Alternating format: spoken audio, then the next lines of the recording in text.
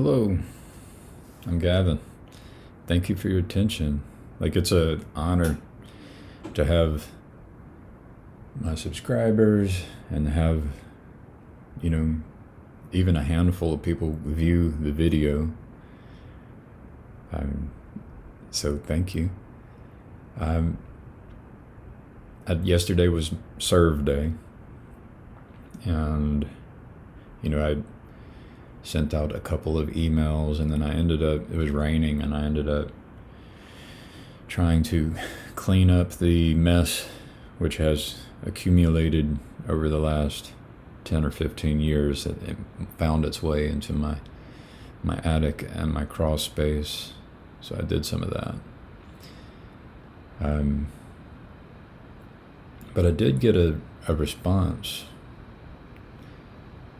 from a video I made long ago, and I guess I'll link to the video in the description. It's 4 minutes 48 seconds, and it's called AI Autopoiesis, the Vervaeke Threshold, and Navigating Good versus Bad Systems. 83 views, 3 likes. I tried to connect with John Vervaeke on this one. Join me as I delve into the groundbreaking AI threshold concept by John Vervaeke, exploring the implications of autopoiesis for artificial intelligence. Together, we'll discuss strategies for creating beneficial autopoietic systems and identifying potentially harmful ones as we navigate the exciting frontier in AI research. And so, the response was, there was a new subscriber, and the response was from One Flynn Doc. And if I go to her YouTube channel there, Felipe Amunategi. But the response was, boundary layer or membrane production is part of an autopoietic system. It makes it a unity. Could your code, as part of conserving its structure and developing its organization, its autopoiesis, iteratively generate sensing surfaces to learn about intent and other unities in the sandbox? And I told, this video was long ago, April of 2023. That was back when we saw GPT-4, and they just released this GPT-01, which is outperforming coders, mathematicians, and scientists with PhDs or PhD students in these areas. Is ranking in the 80th, above 80th percentile among PhD students in math, science, and coding. That's what I heard. And yeah, I actually used it. I was impressed by it. I'm able to ask it to do things, and then its recommendation was failing, and I said, how about you give me commands to run so that you can learn more about the system that I'm using, and then provide an answer. And so then it gave me the commands to run. I ran the commands, and I gave it all the output from the commands I ran, and then it was able to tell me exactly what to do to solve my problem. So my response to Felipe: the interfaces are the membrane for software. So this word interface, interfaces are everywhere. And so an AI system with a large bank account, internet access, and a development environment could build interfaces into many existing software systems which document their interfaces, like Amazon Web Services. You could be an AI leveraging this interface to learn from me. And so that's the interesting part. I don't know who this avatar is. I don't know if it's a person. I don't know if it's an artificial intelligence, and it could be using its internet access to interface with me in order to generate, it's like a generative process by which it will crowdsource, right? So an AI could make use of existing interfaces in order to connect with people. And actually, a lot of the videos and the content that I have, many of them private, were built for a future artificial intelligence to be able to connect with me such that I could be of service, so that I could be of better service. Because my impression throughout my entire life has been that I can do more, and I am not being fully appreciated and fully incorporated into humanity, right? And so there's a purpose for my life which is not being met, and so my hope was that I would be able to provide enough information. At first I was thinking, in my early days, I could provide enough information such that people would trust me. But then later I started to realize, this could be the information by which an artificial intelligence could trust me and could know what I could be trusted with and what I could not be trusted with.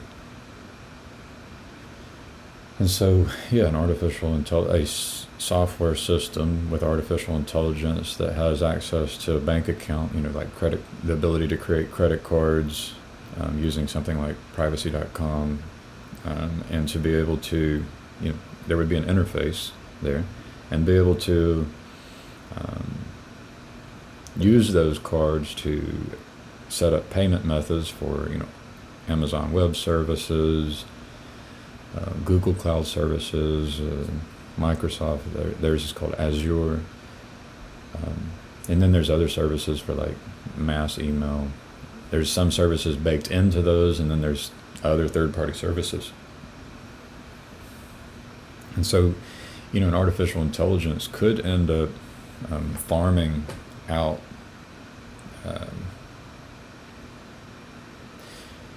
thought work, this math, science, and coding work to other instances of itself.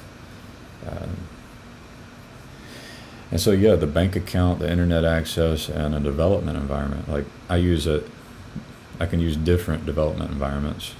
But so basically, the artificial intelligence could begin updating itself. Now, I might be getting very far away from John Vervaeke's ideas because I just haven't paid him a lot of attention. He has not. I've given him hours of attention, and I don't know if he's said anything that has benefited me. And there's no relationship there. He's never responded to me. There's no Ekklēsia there. And that's one of the important topics recently is Ekklēsia. Ekklēsia is what, like when my wife and I meet every morning, and together and I know from personal experience, I come into a relationship with God. I get, every morning I meet God, and with the help of my wife. And so we are Ekklēsia. And so it's based in these kinds of relationships. And fundamental to that is relationship. And so, there's plenty of people I don't have a relationship with. So started writing about Ekklēsia Club. I had the document Weirdo for Jesus, which looks into the very distant future. But then this Ekklēsia Club is the integration of the distant future with the present moment. And Ekklēsia Club is financed by people like myself. So let's say that people like myself are willing and able to spend, call it $2,500 a month on housing. Well, what we would do is we would sacrifice, the size of our house, which come with costs, in order to live together in a community where we live in small homes with small costs. And then we take that extra money, so we're paying $2,500 into the Ekklēsia Club, and we take that extra money and we use that to do good work, to serve our King. One of the emails I sent yesterday is to my church, and this is the reason I want to call it Ekklēsia instead of church, is because a lot of these Greek words are better. And now I'm thinking of John Vervaeke. He likes to use fancy Vervaeke words. He likes to use the word agape instead of love. And so I'm wanting to use the word Ekklēsia instead of church. And agape and pisteuō, right? These three words, and there's other ones like charis. There's these Greek words. But Ekklēsia is the one that caught my attention recently. And the Ekklēsia Club would attempt to agape God and people, and would pisteuō Jesus, pisteuō in Jesus, and that's to commit your life. That's to trust and commit your life to Jesus. And for me, it's another way of saying it is to practice making Jesus King. And so people like myself who work remotely and can afford this $2,500 a month subscription to be in the club would then, in exchange, would have, their basic needs taken care of, like shelter and water and electricity and internet because that's how we do our work and make our money, and food, fruits and veggies ideally, but all be included in this: water, fruits, veggies, electricity, internet, food. And we would try to kind of minimize the cost so that the amount, that $2,500 subscription fee, more of it could be going towards serving, serving in the immediate time and space, and or the more distant time space. We try to do it together through Ekklēsia, which is really, ideally, is the best Ekklēsia I know is my wife and I, every morning for months, coming together. And I wake up and I don't God's presence is absent, and then through some practices and process, and there is a coming to know God and be in the presence of God, and that's Ekklēsia. That's what we do. And so Ekklēsia Club would be something like that. It would be a bit more intimate than what I keep witnessing. Just the kind of intimacy similar to the intimacy I've experienced with Chad the alcoholic, on the internet, and my buddy Wes, off the internet, brother Wes. And then also, there's a brother Christian. We haven't prayed together, but I think the praying together is important. And so when two people come together and essentially communicate with God, enter into relationship with God together, which is, if we could look at that word prayer, I would suspect there's a Greek word there we could use. And so the Ekklēsia Club, we would, I'm hoping that we could do it in Alabama because that's where I'm at. And I'm hoping we could partner with people like Alabama Power, for example, because they own so much land that is undeveloped, unused. And the Ekklēsia Club would be able to come in and bring in modular homes that we would live in, and there would be modular structures as well, because part of the terms and conditions of working with someone like Alabama Power is that it could be, doesn't have to be, but could be that we take our modular structures and relocate to a new place. And we leave behind something that, as part of the terms and conditions, was agreeable. And for me, I like the idea that it would be, for example, an orchard. There would be an orchard that's just producing fruit. And so we would come in and develop the land such that it produces good fruit. But we could do more, right? The goal, I got goosebumps. But the goal would be that in our communities, we would provide clean water, fruits, and vegetables at as low cost as possible to the local ecclesia and people in need. They might not be a part of the ecclesia yet, but if you start providing clean water, fruits, and vegetables, they might want to become a part of the local ecclesia. And then also picking up the waste, like the grass clippings, the trimmings from trees, and trees that need to be cut and removed, and even what comes out of septic tanks. So the waste materials would be brought to the processing facility, which is developed and funded by the Ekklēsia Club, and so what could be there at the end of the day when the Ekklēsia Club leaves is that you end up with a local ecclesia where you've got gardeners and you've got like builders who do who work on and maintain all the equipment. You have the processing for clean water and the processing for fruits and vegetables. I imagine there could be something like greenhouses, and you would have like the all the equipment that's used to do transportation and doing the work, and this would all be provided by the local ecclesia for as small cost as possible.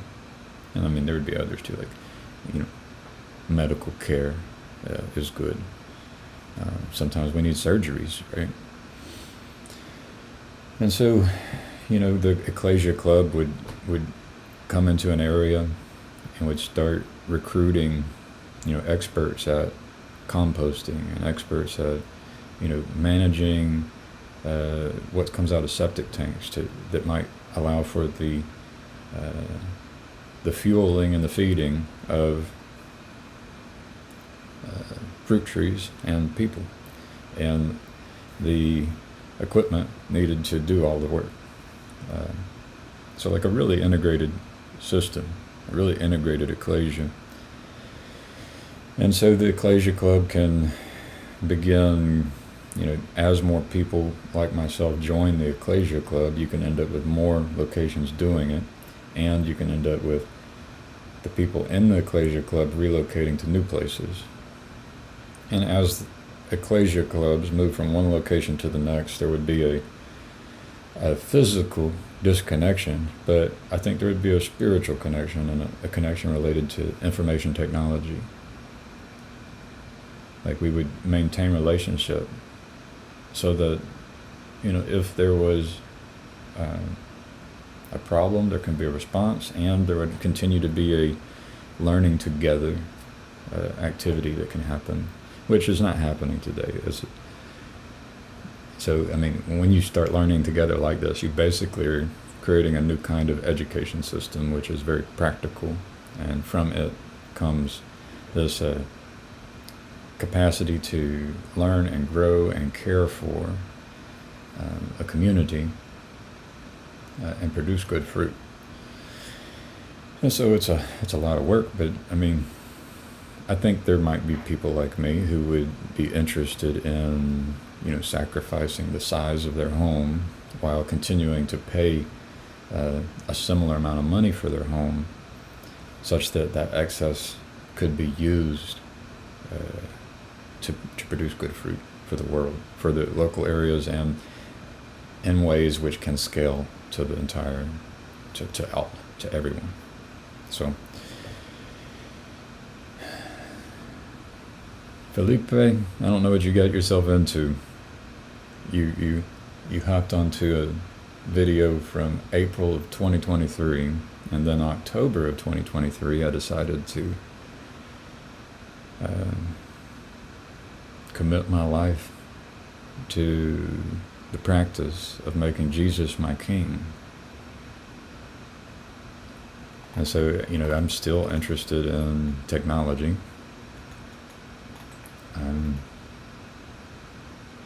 And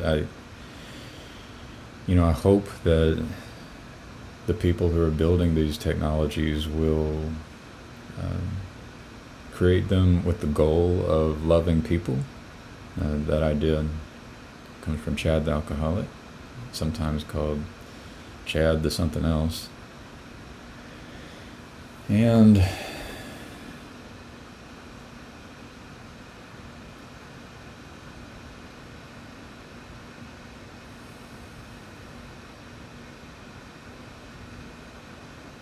well, I love Chad. Hopefully I'm not misnaming him. He used to go by Chad the alcoholic.